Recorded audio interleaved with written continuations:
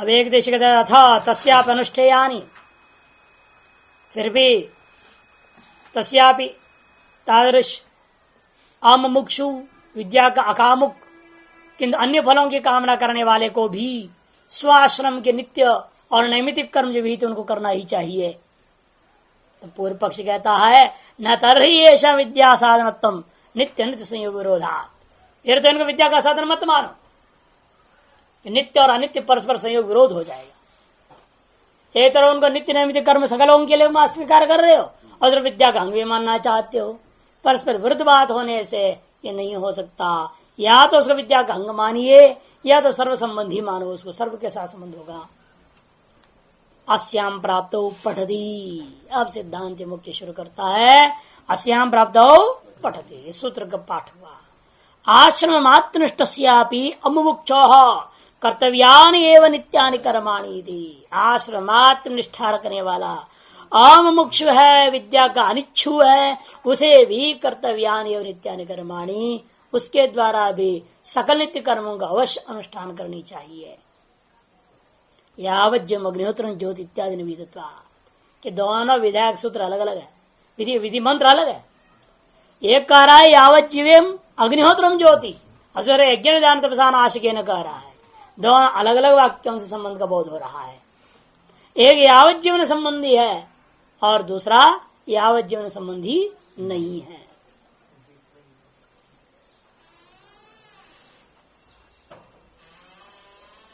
अच्छा, यावत जीवम अग्निहोत्रम ज्योति इत्यादि नवी तत्वात् नहीं वचन से भारो नाम कश्चित दस्ती। वचन को व्यवस्था करने के लिए कोई भार महसूस नहीं होता। वचन को व्यवस्था देने के लिए कोई बोझा महसूस नहीं होता। अतः एक वचन कह रहा है यावत जीवम कर व्यवस्था दे रहा है, दूसरा यज्ञ दान करके दे रहा है संबंध, तो इन दोनों परस्पर विरोधी नहीं हो सकते कि व्यवस्थापक सूत्र वाक्य होने से। अथ यदुक्तम, अब कहते व्यवस्था कैसे होगा, दोनों परस्पर विरोध हो गया, विद्या का साधन नहीं हो सकता। अथ यदुक्तम नैवं सति विद्या साधितम येषां सहिति अथ उत्तरम पठित, उसका भी जवाब दे रहे हैं। सहकारित्वेन च इति, सहकारित्वेन च, सहकारित्वेन च कह दिया। और विद्या की उत्पत्ति में सहकारी रूप से यज्ञ आदि का कर्म अनुष्ठेय है, क्योंकि तमेत वेदान वचन इत्यादि श्रुति से यह स्पष्ट रूपेण विहित है। यद्यपि मोक्ष काम विद्या मापुने आता ऐसा कोई विधि नहीं है, फिर भी यहां हम मान लेंगे किस आधार पर, कहते सहकारी कारणों की वजह से। दृष्टांत से समझाएंगे। विद्या सहकारी चैतान्य स्योर विहितत्वादेव, इन सब का विद्या के सहकारी मानेंगे। क्यों? विहितत्वात् हेतु दिया। तम एतम वेदान वचन ब्राह्मण विचंती इत्यादि ना विहितत्वात्। तदुक्तम में विधि है, बात पूर्व में सिद्ध कर चुका हूं। तदुक्तम सर्वापेक्षा यज्ञ श्रुते है अश्वत्थि थी, इस सूत्र में पूर्व में विचार करके सिद्ध कर चुके विधि है। नचेदम विद्या सहकारित्व वचनम आश्रम कर्मणाम प्रयाजादिवत विद्या फल विषय मंतव्यम। लेकिन पूर्व पक्षी का कहना है का विषय पूर्व पक्षी खिलाफ बोल रहे। यद्यपि यहाँ पर जो अंगांगी भाव कहा जा रहा है उस प्रकार का अंगांगी भाव नहीं है जिस प्रकार से दर्श पूर्णमास के प्रति प्रयास होता हो। सिद्धांत जवाब दे रहा है, यदि वो कहता है उसी प्रकार का अंगांगी भाव यहाँ भी मानना है तो ऐसी बात नहीं है। क्यों? विद्या सहकारित्व का वचन आश्रम कर्मों का प्रयास आदि के समान विद्या फल विषय नहीं है। विद्या उत्पत्ति विषय का है, विद्या फल विषय का नहीं। जैसे दर्श पूर्णमास का अंग प्रयाज है, लेकिन प्रयाज जो दर्श पूर्णमास का अंग है केवल अंग नहीं है, वो फलदायक अंग है। वो यदि वो अंग नहीं करोगे तो दर्श पूर्णमास का फल ही नहीं मिलेगा आपको। कहना ऐसा यहाँ नहीं है, पहले भी इस विचार हो चुका है। फलोत्पत्ति में इनका कोई लेन देन नहीं होता, विद्योत्पत्ति मात्र में। और स्पष्टीकरण से कथन कर रहे हैं यहाँ पर विद्या के सहकारित्व का वचन मात्र से आप आश्रम कर्मों को प्रयाज आदि के समान विद्या का फल पर्यंत विषय बना दो, ये नहीं हो सकता। न विषय मंतव्य, विषय न मंतव्य। क्यों? अविधि लक्षण विद्या, क्योंकि विद्या का वास्तव में साक्षात कोई विधि और अंगांग भाव नहीं है किसी के साथ में। मोक्ष कामो विद्यामाप्नुयात् ऐसा नहीं कहा। दर्शपूर्णमासाभ्याम स्वर्ग काम में तो जैसा है, तो विद्या मोक्ष कामो पठेत ऐसा या अधीता ऐसा कुछ भी विधि नहीं है कि नहीं। विद्या के द्वारा मोक्ष कामना वाले को अध्ययन करना चाहिए, ऐसे ऐसे कहां बोला कहीं कहीं भी इस प्रकार का विधि साक्षात नहीं है। अविधि लक्षण विद्या अर्थात विद्या में विधि का स्वरूप नहीं घट सकता है। विद्या में विधि का स्वरूप नहीं घट सकता। क्यों? असाध्यत्व विद्या फल से, कि विद्या का जो फल है वो साध्य ही नहीं है ना। विधि वहां होता है जब साध्य साधन भाव की व्यवस्था हो, और जब साध्य ही नहीं है जिसका, ऐसे वस्तु का विधि कैसे करोगे, उसका साधन कैसे निर्णय करोगे। इसलिए वास्तविक कथा तो यह है विद्या का फल साध्य नहीं है, अतएव विद्या विधि नहीं हो सकती। अतएव विद्या को हम विधि करके कथन नहीं कर सकते। क्यों? विधि लक्षण में साधन दर्श प्रणमासादि स्वर्ग फल सिसादेशया सहकारी साधनांतरम अपेक्षते नैवं विद्या। विधि का स्वरूप यह है कि वो साधन की मांग करता है। इसलिए विधि लक्षण क्या है? साधन ही है मानो एक तरह से। विधि लक्षण में साधन ये कहा देखा गया? दर्श प्रणमासादि स्वर्ग फल सिसादेशया सहकर साधन। जिससे दर्श प्रणमासादि जो यज्ञ है स्वरूपी फल को साधन करने की इच्छा से, सिद्ध करने की इच्छा से सहकारी साधनांतर प्रयाज आदियों की अपेक्षा करता है, वैसे विद्या नहीं करती है। नैवं विद्या तथा च उक्तम, इस बात को भी हमने पूर्व में कह दिया। अतएव च अग्निंदनादि अनपेक्षा। यहाँ जो साध्य साधन भाव माना जा रहा है या विधि माना जाता है जो विद्या में, वो उस प्रकार की विधि नहीं है जिस प्रकार से आप कर्मकांड भी मानते हो। यहाँ विधि का अर्थ समझना पड़ता है। अपूर्व विधि है, हम बार बार हम लोग चलते अपूर्व विधि है, लेकिन अपूर्व विधि होते हुए भी उन मीमांसकों के जैसा अपूर्व विधि हुआ करता है। विधि अत्यंतम अप्राप्त तो उतने अर्थ में हम स्वीकार करेंगे।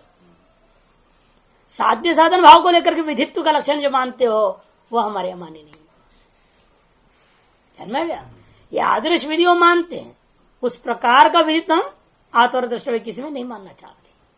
और उनका विधि लक्षण क्या है? साधन प्रधान होता है और फल पर्यंत टिकता है। फल प्रदायक मानते हैं उसको। अपूर्व द्वारा टिके जैसा भी टिकेगा, वो प्रयाज अंग नहीं करेगा तो दर्श ब्रह्मा स्वर्ग दे नहीं सकता।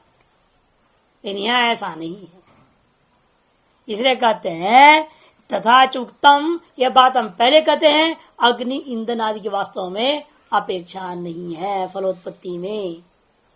तस्मात् उत्पत्ति साधनत्व एवं येषाम, आगे ना, केवल विद्या का उत्पत्ति का साधन होने से विद्या का विधि का सहकारी कारण मान लेंगे हम, लेकिन इसका फलोत्पत्ति में कोई संबंध नहीं है। उस दृष्टिकोण से कहा जा रहा है यहाँ पर हम विद्या को विधि रूप नहीं मानते, विधि लक्षण नहीं मानते। ये जो खंडन किया जाता है क्यों, मीमांसकों में जितनी विधियां हैं वो फल संबंध बोध कराता है। फल संबंध के बिना विधि नहीं होती। अतः वे विधि का जो सहकारी कारण साधन होते हैं वो फलोत्पादक हो जाते हैं। उस प्रकार का साध्य साधन भाव विधियों में यहाँ नहीं है।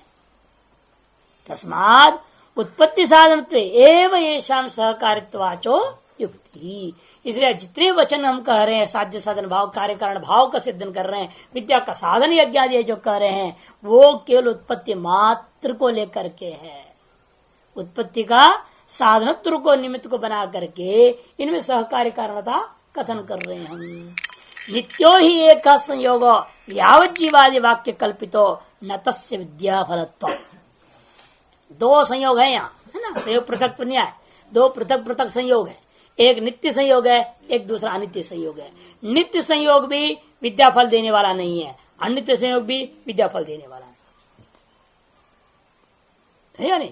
उनके ऐसा नहीं होता, उनके नित्य संयोग विशिष्ट फल देने वाला होता है और अनित्य संयोग भी यद किंचित फल के लिए होता है। जैसे खाद्रो यूपम भवति, ये नित्य फल के लिए हो गया। जो भी याग है उस युग संबंधी याग जो भी कर रहे हो उसका जो फल होगा उसे खाद्र तब पुरुषित कर डालेगा। और वीर काम से खाद्र यूपम भवति कुर्वित कहा दिया, ये क्या करेगा, वीर काम फल के साथ भी जुड़ गया। नित्य संयोग में भी फल संबंधी है वो, अनित्य संयोग में भी फल संबंधी होता है। यानी विद्याएं ऐसी नहीं होती। इसलिए कहते विद्या रूपी विधि में ये बात घटेगा नहीं। नित्यो ही एक संयोग, कौन सा, यावत जीवादि वाक्य कल्पितो, यावत जीवादि वाक्य कल्पित जो कर्म है वो नित्य सकल आश्रमियों को, चाहे मोक्ष मुमुक्ष हो, चाहे विद्या चाहता हो नहीं चाहता हो, सभी आश्रम निष्ठ पुरुषों के लिए यावत जीवादि जो वाक्य कल्पित कर्म है वह विद्या फल संबंधी नहीं होता। अनित्यस्तु अपरा संयोग, अनित्य जो है दूसरा संयोग है, वो क्या कहता है, तम एतम वेदान वचन इत्यादि वाक्य कल्पित तस्य विद्या फलत्व, वही विद्या को उत्पन्न करने में, विद्या फलत्व विद्या उत्पादकत्व में, या विद्या फल में विद्या उत्पादक, विद्या के स्वरूप को उत्पन्न करने वाला। यथा दृष्टांत से कहा जा रहे यथा एक खाद्रत्व से नित्य से कर्तृत्व अनित्य से पुरुषार्थत्व तत्व, वहां तो पुरुषार्थ भी मानते हैं, यहाँ ऐसा नहीं, इतना ही अंतर है। वहां एक जो ही खाद्रत्व को नित्य संयोग के आधार पर आपने कहा कर दिया, कर्तृत्वता मान लिया, और अनित्य संयोग के माध्यम से वह वीर्य काम रूपा पुरुषार्थ को सिद्ध करने वाला मान लिया। तद्वत यहाँ पर इन कर्मों को भी समझो, यावत जीवा श्रुति के आधार पर विद्या की उत्पत्ति में कोई योगदान नहीं होता। यावत जीव अग्निहोत्रम जीवात इत्यादि जो श्रुतियां हैं, जो नित्य श्रुति आश्रमी मात्र के लिए विहित जो श्रुतियां हैं, वे श्रुतियां विद्या की उत्पत्ति में कोई सहयोग नहीं देते। लेकिन उन्हीं को लेकर के फिर क्या जोड़ा, तम वेदान वचन इत्यादि के विदिशन्ति, इस मंत्र के द्वारा अनित्य संयोग संबंध जोड़ दिया नित्य कर्म और निमित्त कर्मों का विद्या उत्पत्ति के साथ में। इसलिए यहाँ अंतिम इन वाक्य में जो विद्या फलत्म जो है ना, विद्या फलत्म दो बार जो आया, विद्या फलत्म का अर्थ विद्योत्पादकत्व समझना। यहाँ फल शब्द उत्पादकता में है, मोक्ष से तात्पर्य नहीं है। सर्वतापि तएव उभयलिंगात्, एक और हेतु दे रहे हैं, सर्वतापि तएव उभयलिंगात्, ते एव यज्ञादि कर्म एव, ते मन यज्ञादि सामान्य कर्म एव, सर्वतापि आश्रमित्व पक्ष और विद्या सहकारित्व पक्ष, सब प्रकार से, चाहे आश्रमित्व सामान्य के साथ संबंध हो, चाहे विद्या उत्पत्ति के साथ संबंध सहकारी रूपेण संबंध हो, जैसा भी संबंध होगा, दोनों ही प्रकार से वह तो अनुष्ठेय ही है। क्यों, उभयलिंगा, कि दोनों के प्रति हमारे पास श्रुतियां उपलब्ध है। चाहे केवल आश्रम आप निष्ठ हो, चाहे विद्या की इच्छा भी आपके पास हो, मोक्षता भी हो, तो भी नित्य नैमित्तिक कर्मों को तो करना ही पड़ेगा। सर्वथापि आश्रम करो तो पक्ष है, विद्या सहकारित्व पक्ष है। सर्वथापि की व्याख्या कर रहे हैं, आश्रम कर्मत्व पक्ष एक, और दूसरा पक्ष कौन है, विद्या सहकारित्व पक्ष। इन दोनों ही पक्षों में अर्थ मुमुक्षु अमुक्षु उभय के लिए तेव अग्निहोत्र आदि धर्मा अनुष्ठेया, वे जो अग्निहोत्र आदि कर्म है नित्य नैमित्तिक कर्म, वो तो अनुष्ठेय होंगे ही। क्यों जी, तएव इति अवधार्यन् आचार्य किम निवर्तयति, तेव एवकार के द्वारा यहाँ पर व्यास जी जो आचार्य सूत्रकार, वे किस चीज को अलग कर देना चाह रहे हैं। इधर व्यावर्तक होते हैं ना, अन्य योग में विच्छेद करता है, ये वह कहते कर्म भेद शंका, कर्म भेद की आशंका को दूर कर रहे हैं एवकार के द्वारा। यह ना कहें कि विद्या के लिए सहकार्य करना अग्निहोत्र अलग ढंग से की जाएगी, वो अलग होगा, वो अलग प्रक्रिया से होगी, उसका द्रव्य देवता अलग होंगे, और जो नित्य जो अविद्यावान है, विद्या जो नहीं चाहता है, हम मुमुक्षु है, वो जो अग्निहोत्र करेगा वो अलग ढंग का है। ऐसा नहीं है। आप चाहे विद्या के लिए अग्निहोत्र कर रहे हैं नित्य कर्म, या विद्या न चाहते हुए आश्रमी मात्र होकर के कर रहे हो, उससे कोई फर्क नहीं पड़ने वाला। इसे कर्म भेद की जो आशंका कोई करे, उसका भी निवारण करने के लिए एवकार प्रयोग हुआ। यथा कुंडपायनाम अयने, जैसे कुंडपायन में अंतर होता है मासम अग्निहोत्रम जुहोती, इस तरह नित्याद अग्निहोत्रात कर्मांतर उपदिशते, और नित्य अग्निहोत्र की अपेक्षा से मासाग्निहोत्र नाम का जो चीज है अलग मान लिया गया, और उनमें कुछ अंगों में भी फर्क कर दिया। नित्य अग्निहोत्र का जिस प्रकार से जितने अंग होते हैं उससे थोड़ा अलग करके मासाग्निहोत्र में 1 महीना अग्निहोत्र करना ऐसा अर्थ नहीं है। जब यावत जीवन की बात हो ही गया फिर 1 महीना का कहाँ आया, वो एक संज्ञा है।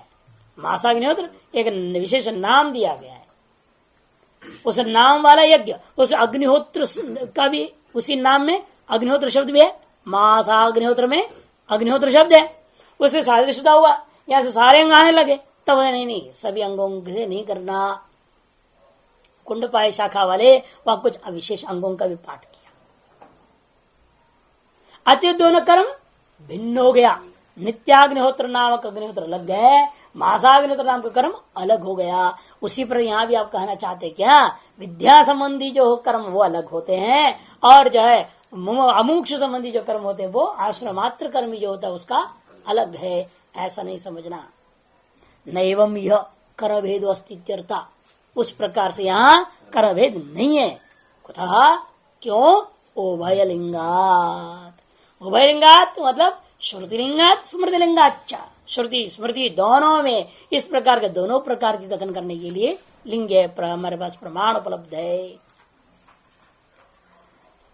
श्रुतिलिंगम तावत तम एतम वेदावचनेन ब्राह्मणा विदिशन्ति इति, ये श्रुतिलिंग है। सिद्धवद उत्पन्ना रूपाणी एवं यज्ञादि विविदिशानाम विनियुक्त, यज्ञेन दानेन तपसा विविदिशन्ति, ऐसे कह करके तपसा तृतीयांश जो प्रयोग किया, हाँ वो ज्ञापन क्या कर रहा है, सिद्धवत उत्पन्न रूपाणी एवं यज्ञादि, वो जो यज्ञादि क्या है उत्पन्न रूप वाले, उसका अलग कोई विधि नहीं है। यहाँ जो पूर्व में ही कृत जो निष्काम भाव से कृत नित्य कर्म और नैतिक कर्म होते हैं उन्हीं को क्या कर दिया, उन्हीं के पूर्व की विदिशायाम विनियुक्ते, उनको ही विदिशा में विनियोग कर दिया। न तो जुवती इत्यादि अपूर्व, यहाँ कोई जो है जुवती इत्यादि के समान कोई अपूर्व विधि नहीं है। ऐशाम रूपम उत्पादयति, जुवती इत्यादि के समान यहाँ कोई इनका जो विद्या का अंगभूता जो कर्म होते हैं उन कर्मों का एक नया कोई अपूर्वादि की उत्पत्ति का विचार नहीं है। स्मृतिलिंगम अपि अनाश्रित कर्म फलम कार्यं कर्म करोति यह गीता, विज्ञात कर्तव्यतागम एवं कर्म विद्योत्पत्त्यर्थम दर्शेति। विज्ञात कर्तव्यता वाला जो अपने कर्तव्य को जानता है और उन कर्तव्यों को सम्यक प्रकार से निभा रहा है, यथोचित नित्य नियमित कर्मों को निपटाया, वही व्यक्ति वास्तव में जो है उस विद्या की उत्पत्ति के लिए हुआ होता है। ऐसा कर्म ही विद्योत्पत्ति के लिए होता है, यह बात स्मृति भी बता रही है। यस्येते 48 संस्काराः इत्याद्याच संस्कार प्रसिद्धि वैदिकेश कर्मसु, इस प्रकार से 38 संस्कारों में गिना दिया इन कर्मकांड को पूरे। 38 संस्कार क्या क्या उसके पास, अष्टाचत्वारिंश 48 है, 48 है, हाँ 48 है, अष्टाचत्वारिंशत् 48 संस्कार। मुख्य रूप में षोडश हम लोग कह देते हैं ना, लेकिन यज्ञों का प्रभेदों को भी संस्कार में ले लिया इन्होंने। 48 संख्या की पूर्ति कर रहे, कैसे, संभोग पर्यंत गर्भाधान, उसको एक मान लो, वहां से सब मिला करके जन्म के पूर्व से लेकर के वो जवान हो जाएगा आदमी, गर्भ में जब पिता ने डाला उसने गर्भाधान की थी, वहां से चलते चलते चलते चलते जो है अतः पिता का संभोग शुरू कर दो, पिता ने संभोग किया बच्चा पैदा करने के लिए, वहां से शुरू हुआ, फिर वो गर्भ टिक गया, उसके विभिन्न संस्कार औरत की हुई, पुंसवन संस्कार होता है ना, सब केश वेणी संस्कार होता है, सब संस्कार करते करते करते बच्चे का जन्म हो गया, फिर उसका जातकर्म संस्कार हुआ, चौल संस्कार हुआ, अन्नप्राशन हुआ, होते होते होते उसका विवाह हो गया, फिर वो फिर पैदा करने के लिए अपने पत्नी में संबंध करेगा, इसको कहते हैं संभोग से गर्भाधान पर्यंत। ये कुल मिलाकर कितने हैं? 14 हैं। ये 14 संस्कारों को लेना बोल दिया। फिर पंच महायज्ञ जो रोज करता है ना वो 5, 14 और 5 19 हो गया।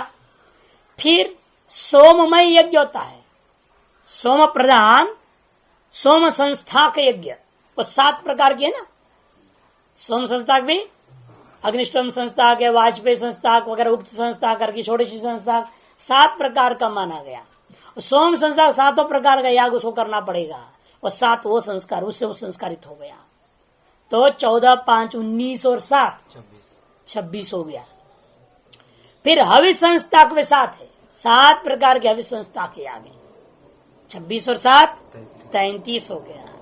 फिर पाक संस्था के 7 है, 33 और 7 40 हो गया। और भोजन रहित संहिता का अध्ययन करना 41वां, प्रायण मरण 42वां। और इससे अतिरिक्त जो कर्म करता है अशास्त्रीय पुण्य कर्म आदि, बहिर्वेदी दान, भंडारा करना इत्यादि इत्यादि, मूर्त दत्तादि कर्म, वो सारे उसके कर्म जो होते हैं वो भी इसको संस्कारित कर रहे हैं, उसको पवित्र कर रहे हैं, पुण्य प्रदान कर रहे हैं ना। वो जो सारा कर्म हो गया एक कर्म नाम से ले लिया, 42 हो गया। जप, जप का घर बैठे जप रहा है, 43 हो गया। क्या 44 हुआ? ठीक है 44। शरीर से उत्क्रमण करना, बिल्कुल वास्तव उत्क्रमण कर दिया, ये 45। और देह को बेटा ने जला दिया, 46। अस्थि का संचय करके जाकर इधर उधर प्रवाह कर दिया, गया श्राद्ध किया, मणिकर्णा श्राद्ध किया, कुशावर्त घाट श्राद्ध किया, ब्रह्म कपाल श्राद्ध कर दिया, ये 47। अंत में प्रति महीना और इस प्रति वर्ष वो जो श्राद्ध किया करता है 48। ये 48 संस्कार होता है। तीसरे कहते हैं इनके द्वारा ये सब कर्म, इसलिए क्या हुआ, आश्रमी को चाहे विद्या पाने की इच्छा हो या ना हो करना ही पड़ेगा। यदि नहीं करे तो अंतःकरण शुद्धि कैसे होगा, विद्या कैसे उत्पन्न होगा? ये नहीं करेंगे तो आश्रमियों को अंतःकरण शुद्ध नहीं किया जा सकेगा, उनका अंतःकरण शुद्ध नहीं हो सकता, तो विद्या उत्पन्न नहीं होगा। इसे विद्या उत्पत्ति के लिए अंगभूते न कहा यज्ञ से ये पूरे 48 कर्म का पकड़ में आ जाते हैं। फिर उसमें इसलिए आश्रम कर्म अपने नियम कर दिया। ये तो गृहस्थ के सामान कहते ना, संभोग से गर्भाधान तक करेगा वो, लेकिन वो गर्भाधान नहीं करेगा। वानप्रस्थ है या ब्रह्मचारी आश्रम है, ब्रह्मचर्य से संन्यास आया हुआ है, वो कुछ कर्मों को इसमें से छूट जाएगा, उसके लिए उसे छुट्टी पा ली है ना उनसे, तो है ना। आप लोगों ने अब संन्यास में आ गए हो, इस मार्ग में आ गए हो, तो गर्भाधान तो करोगे नहीं, तो ये कर्म आपका छूट गया। 48 में एक संस्कार घट गया। ऐसे और कई संस्कार घट जाते हैं कि आप साग्निक भी ना हो। इसे सोम संस्थाक, हविष संस्थाक, ये सब याग जो 7 प्रकार, पाक संस्थाक 7, ये जो 7 या 21 वो भी हट गया आपके हाथ से, है कि नहीं? वो भी 7 चले गए, 7 21 गए, 21 एक 22 चला गया, 22 बाकी सब तो होगा ही। या नहीं कि आपके बाप ने आप जाने, आप उनके कर्म, आपके कर्म संस्कार जाने, भगवान जाने, है ना। आपके पिताजी ने किए थे कि नहीं किए थे, जात कर्म संस्कार तो कोई करता ही नहीं है ना। वो तो अस्पताल में पैदा होती है, वो कर देती, शायद काट देती है वो नर्स धाई, बाप तो रहता ही नहीं, जात कर्म संस्कार कहां से होगा। कई संस्कार तो आजकल लोगों में करते ही नहीं है। अन्नप्राशन जरूरी है, वो करा देते हैं। वही संस्कार तो हो या ना हो, टॉफी तो खिला ही देते हैं, टॉफी चुसवा देते हैं, शुरुआत तो वही होता है। आजकल अन्नप्राशन टॉफी से होता है। कुछ तो जानकर अनजानकर मजबूरी में कर ही देते हैं, और अधिकतर तो छोड़ ही चुके हैं। तो निर्भर होता है इसलिए कौन किस आश्रम में है, उसी हिसाब से उनके लिए सारे कर्म करना पड़ेगा। इत्यादि संस्कार प्रसिद्धि वैदिकेशु कर्मसो तत्संस्कृत से विद्योत्पत्ति में विप्रेत्य स्मृत भवति। इसलिए उन वैदिक कर्मों में जो है संस्कार तो प्रसिद्धि है, इसलिए उनको करने वाला व्यक्ति कर्मसु तत्संस्कृत उन कर्म, वो संस्कारित जो पुरुष के अंदर ही विद्या की उत्पत्ति होती है, इसी में प्राय से स्मृतिकारों ने बात कहा है। तस्मात् साधु इदम अभेद अवधारणम, इसलिए यह जो कर्म था अपना आश्रम कर्म था नित्य कर्म, वे ही विद्योत्पत्ति के लिए भी कामयाबी होंगे। अलग अलग 2 बार करने की जरूरत नहीं है, कर्म भेद नहीं होता। अनभिभवंच दर्शयति, और दूसरा और भी अनभिभवम ब्रह्मचर्य आदि साधन संपन्न पुरुष का राग द्वेष आदि क्लेशों से विभव भी नहीं होता, ये भी दर्शाया। यदि वह नित्य कर्मों को निष्काम भाव से नहीं करेगा, वह राग द्वेष अभिभूत होगा कि नहीं होगा? और श्रुति कह रही है और राग द्वेष अभिभूत नहीं होता, इसका मतलब क्या है? वह संस्कार से संपन्न है, विवेक वैराग्य सब कुछ उसके सम्यक प्रकार से प्रतिष्ठित हो चुका है। ऐसी आप इत्यादि से श्रुतियों में दिखलाई गई है। सहकारित्व से वही दुपोद्बलगम लिंग दर्शन अनुभवंच दर्शयति। आश्रम कर विद्या के सहकारी कारण है, इसका ही समर्थक एक और लिंग दर्शन प्रमाण दर्शन यहां पर श्रुति में है। क्या है वो? ऐसी आत्मा न नश्यति यम ब्रह्मचर्य अनुविंदते। भगवान कहे थे, भगवान भी स्मृति में भी गए तो श्रुति तो ही है। भगवान ने भी कहा ना, जो एक बार हमसे जुड़ गया उसका कभी हम बर्बादी नहीं करते। अर्जुन ने पूछा क्या है छिन्ना ब्रह्म में नष्ट हो जाएगा? ये जैसे बादल ने इधर के उधर के बर्बाद हो जाते बीच में, वैसे ये जो साधना करने में लगा बेचारा, लेकिन न घर का न घाट का हो गया, ना उधर गृहस्थी में गया था, पत्नी बच्चे का मौज मस्ती भी नहीं किया, और उधर मुक्ति भी नहीं मिले बेचारे को, इतने मर गया। तब क्या होगा? तब वहां पर व्यवस्था दिया, कहते नहीं नहीं उनका कभी बर्बादी नहीं हो सकती है कि नहीं? बल्कि हम कहते ददा में बुद्धि योगम तम, भगवान कहते हैं बल्कि उल्टा हम तो अगले जन्म में भी जल्दी से जल्दी उसकी थोड़ा सा कर्म भुगता करके जल्दी उसको लघु रटने में लगा देंगे हम। हाँ, यानी कि बुढ़ापा में आएगा साधु बनने के लिए? नहीं नहीं, वो पहले से आ जाएगा। एक जन बुढ़ापे में आएगा, दूसरे जन 50 उम्र में, तीसरे में कोई 30 उम्र में आएगा, कभी 20 उम्र में आएगा। नहीं, जल्दी से जल्दी उसको धीरे धीरे प्रमोशन होगा, यही तरीका है। अनेक जन्म संसिद्ध का तात्पर्य यही होता है। अच्छा, सर्वथा इसलिए कहते हैं कि भाई श्रुति ब्रह्मचर्य आदि साधन संपन्नस्य रागादि भी क्लेश ही, ब्रह्मचर्य आदि साधन संपन्नों के प्रति रागादि क्लेशों के द्वारा इत्यादि ना अनभिभवम दर्शयति, जोड़ देना, क्लेश ही अनभिभवम च दर्शयति पूर्वान्वय। कौन है वो श्रुति? एष ही आत्मा न नश्यति, ये जो जीवात्मा जो इस मुक्ष होकर के साधन मार्ग में लगा हुआ था, उसका किसी भी प्रकार का नाश नहीं हो सकता। क्यों? जो ब्रह्मचर्य के द्वारा उस आत्मा को प्राप्त करने के लिए चल पड़ा है इत्यादि। तस्मात् यज्ञादि आश्रम कर्माणि च भवन्ति विद्या सहकारी निश्चयति निश्चितम।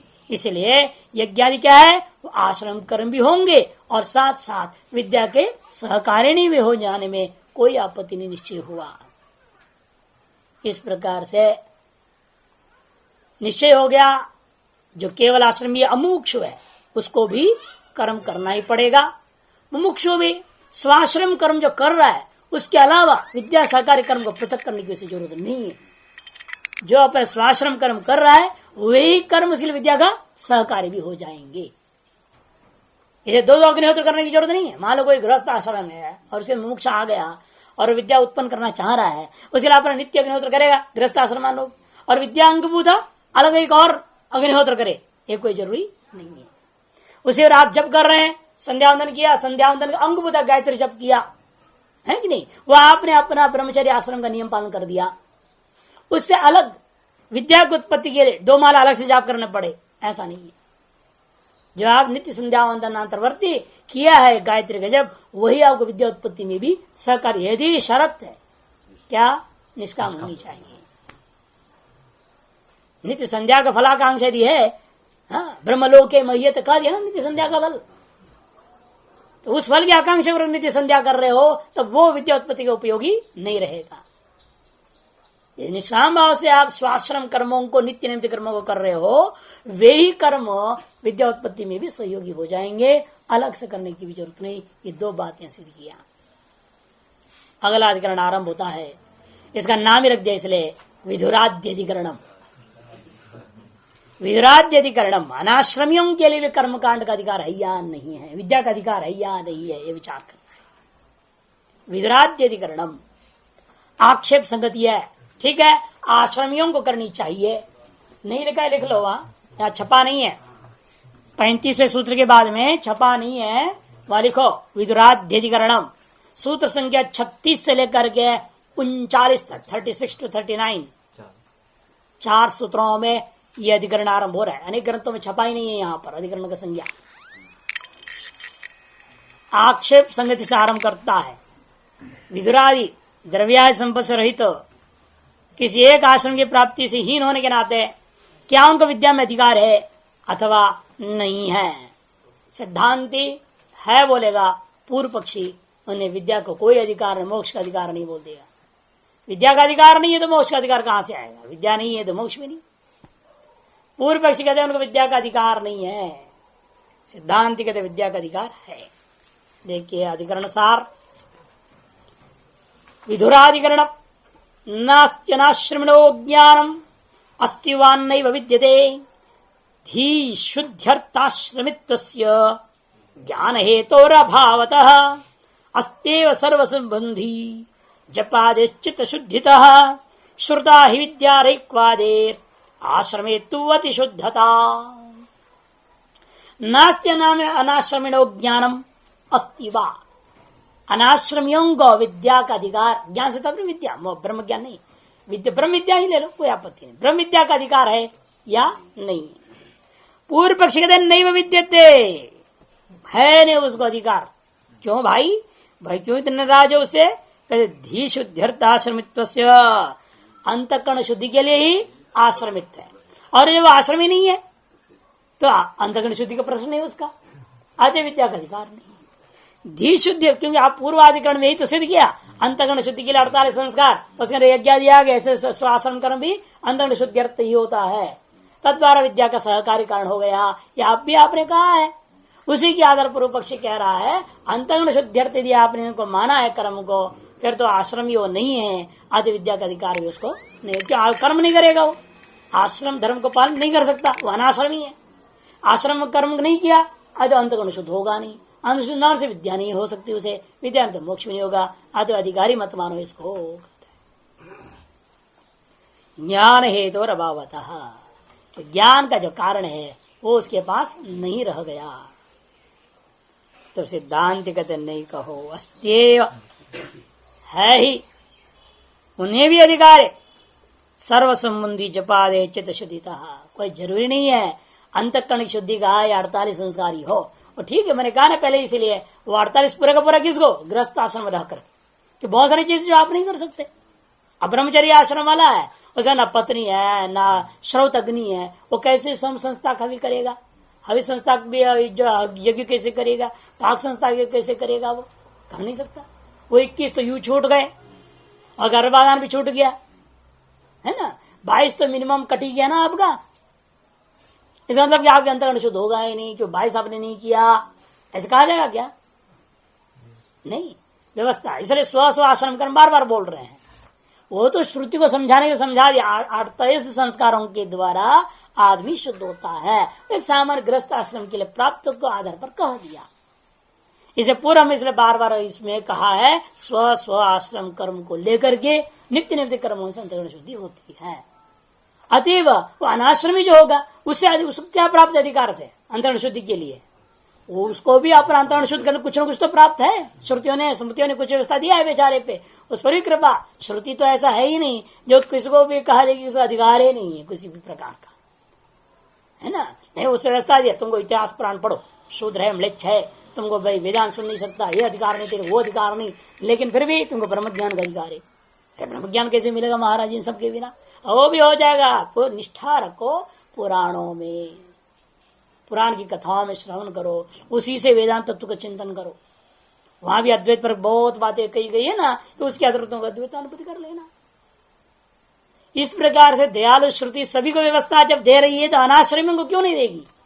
अनाश्रमियों को कहा तुम्हें और कोई चीज का अधिकार हो या न हो, लेकिन मंत्र जप करने का तुम्हें पूर्ण अधिकार है। और मंत्र जप करो, गुरुमुख से लो, और मंत्र जपते जपते जपते उद्धार हो जाएगा। इसलिए कहते हैं जपादेश चित्त शुद्धित श्रुता ही विद्या। इसे और प्रमाण देख लो। अब रेक है वो किस आश्रम में था? गार्गी है, कौन सी आश्रम की है वो? है ब्रह्मचर्य आश्रम में तो है नहीं। गुरुकुल में गई है क्या? गुरुकुल में रह रही है? नहीं है। शादी की? नहीं की। अविवाहित से गृहस्थ आश्रमी भी नहीं हो औरत। रैको का भी यही हाल, गुरुकुल से निकल गया, बैलगाड़ी लिए घूम रहा है। अभी तो क्या है, गुरुकुल से निकल गया, वह नैष्ठिक ब्रह्मचारी भी नहीं कि गुरुकुल में स्थायी रह रहा हो, और गुरुकुल विद्या अध्ययनार्थ में बैठा हुआ नहीं है, अभी निकल चुका वहां से। विद्या अध्ययन नहीं करने से साधारण ब्रह्मचारी भी नहीं, गुरुकुल निवासी न होने के कारण से स्थायी रूप में आजीवन के नैष्ठिक ब्रह्मचारी भी नहीं, शादी भी हुई नहीं तो गृहस्थ आश्रम नहीं है। और किस आश्रम वाला है वो? कोई आश्रम वाला नहीं।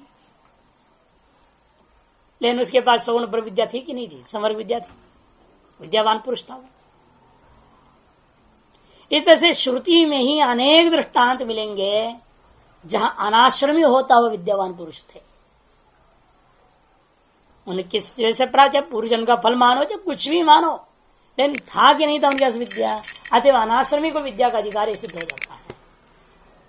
श्रद्धा विद्या रेक्वादेर आश्रमी तो अति शुद्धता। फिर ये क्यों कहते हो आश्रम में आवश्यकता नहीं रहा फिर ब्रह्म विद्या के लिए? कहते हाँ, आश्रम में रह कर लेगा अति शुद्धता, जल्दी हो जाएगा काम। वो थोड़ा पैसेंजर ट्रेन है, अनाश्रमी होकर के विद्या पाने का प्रयास करना, वो पैसेंजर ट्रेन गुड्स ट्रेन के समान है।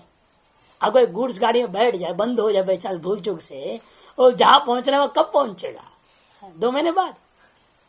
क्यों? गुड्स गाड़ी तो जहां है वहीं एक हफ्ता रुकती है बेचारी। पहुंचेगा ना वो भी, तो बेंगलोर तो पहुंचेगा, मुंबई तो पहुंचेगा गुड्स गाड़ी भी, ऐसा नहीं पहुंच रहा है।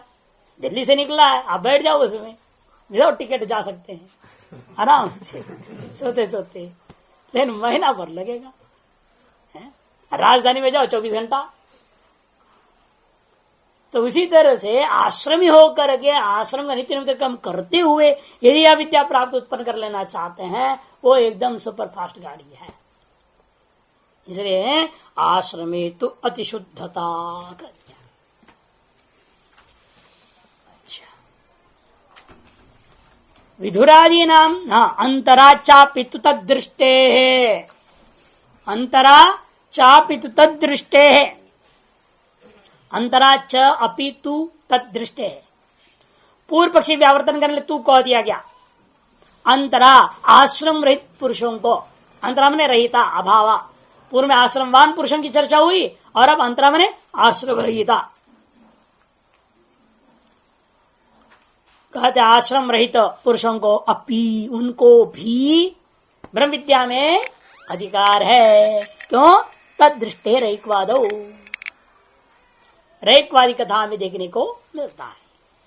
विधुरादि नाम द्रव्यादि संपद रहिता नाम, विधुरादि नाम का मतलब क्या? द्रव्यादि संपद रहिता नाम। ये कोई जरूरी नहीं कि जो जिसका सागरिक पुरुष था बेचारा शादी किया और सोचा बच्चा बच्चा पैदा हो जाएगा लड़का तो हम अग्निहोत्री बनेंगे, कर्मकांड करेंगे, सोच रहा था, लेकिन जो क्या करे शादी होने के 3 महीने बाद मर गई। अब तो अग्नि वाला हो नहीं पाया, तो उतने उन्हीं को मात्र में नहीं लेना। आज इसलिए कह दिया मानो बेचारा शादी भी हुआ, लड़का भी है, सब है, लेकिन है नहीं, द्रव्यादि संपत्ति नहीं, या किसी अन्य कारणवश बहिष्कृत हो गया, कोई ऐसा कर्म कर दिया मर्डर सर्डर नहीं, जिसके कारण से वो बहिष्कृत हो गया, कोई भी उसको जो कर्म कांड कर नहीं सकता। अभी निषेध शास्त्रों के आधार पर मजबूरी में किसी वजह से हो गया गलती, उसे जब शास्त्र के साथ दंड पालन कर रहा है, इस वक्त कर्मकांड का अधिकारी नहीं रह गया।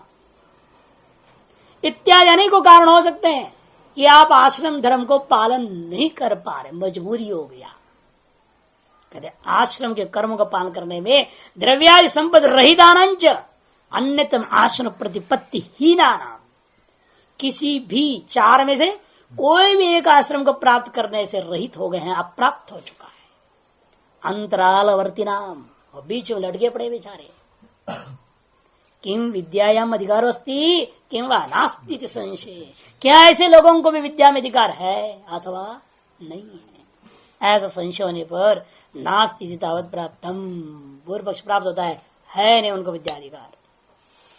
आश्रम कर्मणाम विद्या हेतुत्व अवधारणात् आश्रम कर्म असंभवाच्च एतेषां इति। आश्रम कर्म विद्या का कारण होने से आश्रम कर्म नाम पूर्व पक्ष हेतु दे रहा अपना, क्योंकि आश्रम कर्म आपने कहा था विद्या का हेतु निश्चय कर चुके हो और आश्रम कर्म इसके द्वारा असंभव है, अतएव इन्हें विद्या में अधिकार नहीं है। एवं प्राप्त इदम माह, ऐसा पूर्व पक्ष प्राप्त होने पर जवाब में कहते हैं अंतरा चापितु अनाश्रमित्वेन वर्तमानोपीत्यर्थ। अंतरा, अंतरा माने आश्रम आश्रमित्व भावेना वर्तमानो अपि विद्यायाम अधिक्रियते, फिर भी उसको विद्या में देखा है। कुतः, क्या कारण है? तदृष्टे है रैक्व वाचक नवी प्रवृत्ति नाम एवं भूतानाम भी ब्रह्मवित्त श्रुति उपलब्ध है। वाचक नवी गार्गी, रैक्व गार्गी इत्यादियों के अंदर एवं भूतानाम जो अनाश्रमी होते हुए भी उन लोगों को ब्रह्मवित्त उनमें देखा गया है, ब्रह्मवित्त श्रुति उपलब्ध है। अपिच स्मर्यते, इतना ही नहीं स्मृति भी कार्य के श्रुति नहीं। संवर्त प्रवृत्ति नाम, बृहस्पति का छोटे भाई संवर्त नामक ऋषि थे इत्यादियों की कथा महाभारत में मिलता है।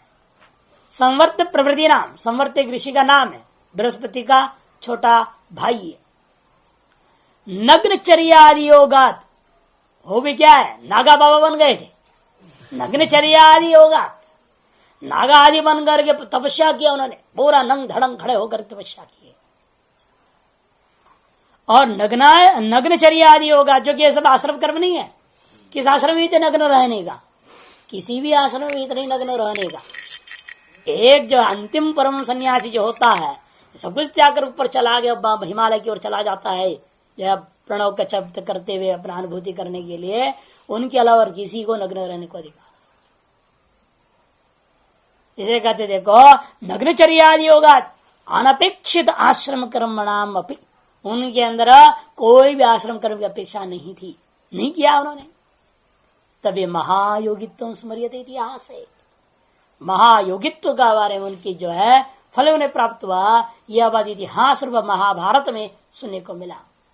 महाभारत स्मृति और उनका संकेत जो है मनुस्मृति में भी है। मनुस्मृति का दूसरे अध्याय 87 श्लोक में संकेत इनके बारे में कथन आया है, 2:87 में।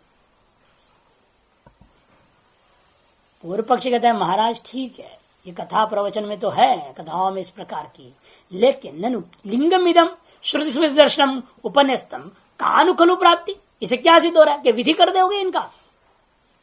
इन कथाओं के आधार विधि कर देंगे हम? ये जो श्रुति स्मृति दर्शन रूपा लिंग आपने जो प्रस्तुत किया, उपन्यास किया, इनसे क्या विधि वाक्य कौन है इनकी प्राप्ति का? उसकी प्राप्ति का विधि वाक्य कहाँ है बोल रहा है? कानु खलु प्राप्ति, अतः कानु खलु विधि प्राप्ति, इन चीजों की विधि की कहाँ है उपलब्धि? कहते विधि भी है, सा विधीयति, उसी विधि के बारे में कथन करने जा रहे हैं। विशेष अनुग्रहश्च इति, विशेषानुग्रहश्च कर दिया। तेषाम अपि च विधुरादि नाम अविरुद्ध ही, क्योंकि रैक्वादि अनाश्रमियों का जपादि ज्ञान के हेतुभूत कर्म विशेषों से विद्या में अधिकार सुना जाता है। वो कर्म विशेष उनका, वो कर्म नहीं, सागनिक कर्म आदि नित्य नैमित्तिक जो कर्म विहित है आश्रमियों के लिए, वो नहीं कर सकता है। इन कर्म विशेष का यहाँ पर अनुग्रह करके कथन किया हुआ श्रुति ने। कर्म विशेष क्या है? वही जप। तेषाम च विदुरादि नाम अविरुद्ध ही पुरुष मात्र संबंधी भी जप, उपवास, देवता आराधना आदि भी धर्म विशेष ही अनुग्रहो विद्याया संभवती। उन विदुरादियों को पुरुष मात्र का संबंधी है, जो अविरुद्ध जो पुरुष मात्र संबंधी, चाहे आश्रमी अनाश्रमी मुमुक्ष अमुमुक्ष जो भी है, मनुष्य है ना, बस हो गया, उसको इन चीजों का अधिकार है। मनुष्य होना चाहिए बस, बाकी वो म्लेच्छ है कि आम्लेच्छ है कि वैदिक है कि अवैदिक है, क्या है क्या नहीं, इससे कोई लेन देन नहीं। मनुष्य मात्र के लिए जो अधिकार है, जिन चीजों का संबंध कथन हुआ है, उन चीजों का अधिकार उनको भी है या नहीं? उसके अंतःकरण शुद्धि हो जाएगी। क्या क्या है उनको वो चीज? कहते जप, उपवास, ठीक, देवता का आराधन, उसी के सदृश अन्य भी जितने भी है, जिसमें कोई आश्रम आदि की व्यवस्था का कोई संबंध नहीं होता। धर्म विशेषेर अनुग्रह विद्या संभवती, विद्या का अनुग्रह संभव है। तथा च स्मृति, इसे स्मृति प्रमाण भी है। जप्येनैव तु संसिद्धेत ब्राह्मणो नात्र संशय कुर्यात् अन्यन्न वा कुर्यात् मैत्रो ब्राह्मण उच्यते। मैत्रेय ब्राह्मण में यह बात साफ कहा है, ऐसे स्मृतिकार कह रहे हैं। केवल जप के द्वारा ब्राह्मण सब कुछ संसिद्ध कर लेता है, इसमें कोई संशय छह नहीं, चाहे वह अन्य कर्म को करें व न करें।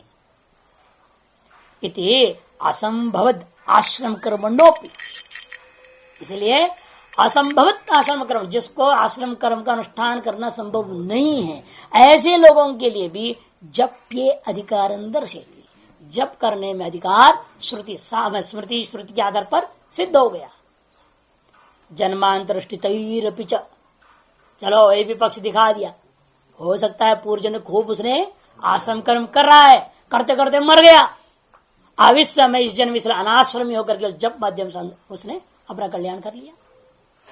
अनेक जन्म संसिद्ध तत्वयाति परामितेश्वर स्मृति प्रमाणे जन्मांतर अनुष्ठितैरपि च आश्रम कर्म भी संभवत्येव विद्याया अनुग्रह, विद्या का अनुग्रह तब भी संभव हो सकता है। इस स्मृति के आधार पर अनेक जन्म संसिद्ध तथोयाति परांगतिम इति जन्मांतर संचितान्नपि संस्कार विशेषान अनुग्रहीत्रीन विद्यायाम दर्शयते। जन्मांतरों से संचित संस्कार विशेष विद्या को प्राप्त करने में अनुग्रह करते हैं, यह बात साफ दर्शाया गया है। दृष्टार्थाच विद्या प्रतिषेधाभाव मात्रेणापि अर्थिनम अधिकरोति श्रवणादिश। इतना ही नहीं, विद्या दृष्ट फल के लिए है, उसके लिए विधि करने कोई जरूरत नहीं श्रुति को। जैसे दृष्ट फल बोधा खेती है, फसल होना है, गेहूं होना है, उसकी ये श्रुति बोलेगी क्या तुम खेती में जो बो भाई है, खेती वगैरह का जो ग्राम्य कर्म होते सामान्य, उनके लिए श्रुतियों में कोई विधि नहीं है। श्रुति तो उस चीज के लिए करे ना जो प्रत्यक्ष अनुमित्याच उपायों न बुध्यते, जो प्रत्यक्ष अनुमान से जिन उपायों को आप जान पा रहे हैं उसके लिए श्रुति की अपेक्षा ही नहीं है। आते हुए श्रुति अनाश्रमी को कोई विधि नहीं किया, समझो। दृष्टार्थाच विद्या, इसलिए प्रतिषेध अभाव मात्र, इसे ये देखना पड़ेगा यदि विद्या अनाश्रमी को नहीं है, यदि कहना चाहते उसका प्रतिषेध विधि होनी चाहिए था। जिनको जिस चीज का अधिकार नहीं है उन चीजों के बारे में प्रतिषेध विधियां उपलब्ध होनी चाहिए, लेकिन प्रतिषेध का अभाव होने मात्र से हम निर्णय ले रहे हैं अर्थिनाम कोई भी हो वो विद्या का अर्थी होनी चाहिए। अधिकरोति श्रवणादिशो, दृष्टार्थ दृष्ट फल वाला होने से विद्या, वह विद्या क्या करती है, सभी को श्रवणादियों में अधिकार प्रदान करती है। तस्मात् विदुरादिनम अपि अधिकारो न विरुध्यते, विदुरादियों को भी अधिकार प्राप्ति में कोई विरोध नहीं है।